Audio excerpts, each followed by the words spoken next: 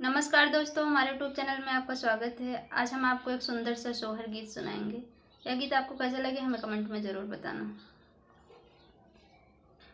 अगने में तुलसी लगाऊं बता दिया ना जलाऊं बाई हो।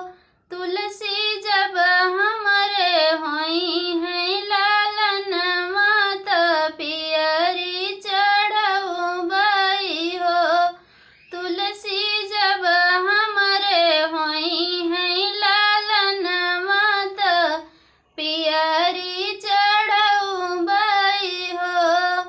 इतनी बचन सुन तुलसी तो निकली के बैठाई हो।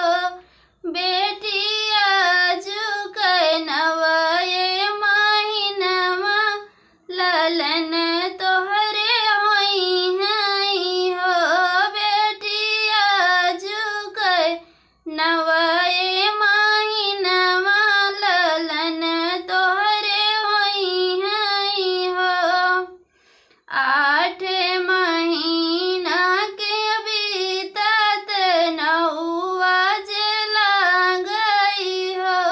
सखिया जनमे है भरत भुआल सखिन गाँव सोहर हो।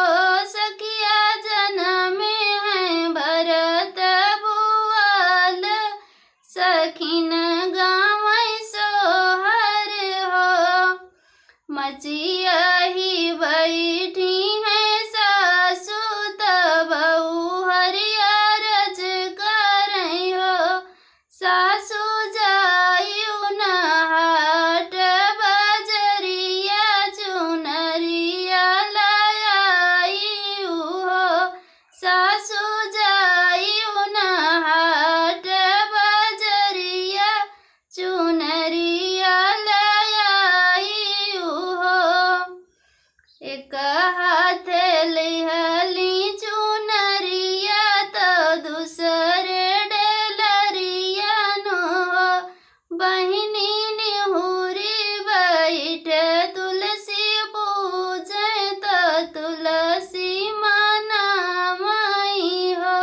बहिनी